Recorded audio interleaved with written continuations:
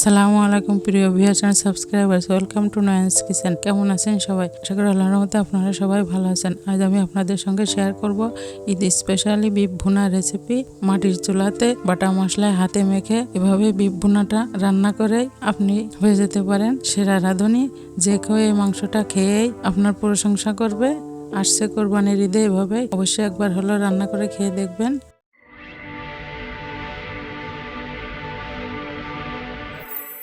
আমি এখানে হাড়, চর্বি, কলিজা সব সহ 4 কেজি পরিমাণ মাংস নিয়েছি। আর এখনই এই মশলাগুলো বেটে নিয়েছি। 3 টেবিল চামচ জিরা বাটা, 3 টেবিল চামচ শুকনো মরিচ বাটা, 2 টেবিল চামচ ধনিয়া বাটা, 2 টেবিল চামচ আদা বাটা। রসুনগুলোকে আমি একটু থেতো করে নিয়েছি। পেঁয়াজগুলো একটু মোটা মোটা করে কেটেছি। এখানে গোটা গরম মশলা, তেজপাতা, দারচিনি, লবঙ্গ, গোলমরিচ আর 8-10টির মতো এলাচ নিয়েছি। এলাচগুলোকে আমি আধা ভাঙা করে দিয়েছি। স্বাদ মতো লবণ, 2 চামচ হলুদের গুঁড়া, পরিমাণ মতো সরিষার তেল। সব কিছু দেওয়া হয়ে গেলে হাত দিয়ে ভালো করে মাংসটা মেখে নিতে হবে।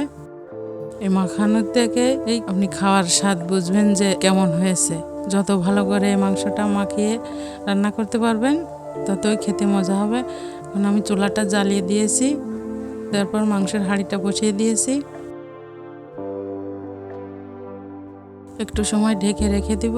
জালটা উঠে আসলে একটু নেড়ে আবারও ঢেকে দিয়ে এই মাংস থেকে যে পানি বের হবে এটাতেই এই মাংসটা রান্না হয়ে যাবে।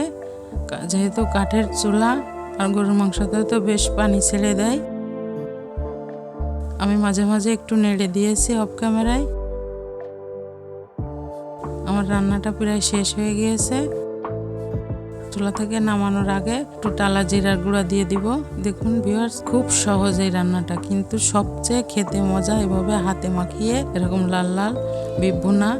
এখন গরম গরম খাওয়ার জন্য তৈরি। খিচুড়ি, পোলাও, সাদা ভাত যেটা দিয়েই আপনি খেতে চান না কেন। আর বিফ তো আমাদের সবারই পছন্দ। আমার আজকের রেসিপিটি ভালো লাগলে একটা লাইক দিবেন, আমার চ্যানেলটা সাবস্ক্রাইব করবেন। দেখা হবে আগামী রেসিপিতে। আল্লাহ হাফেজ।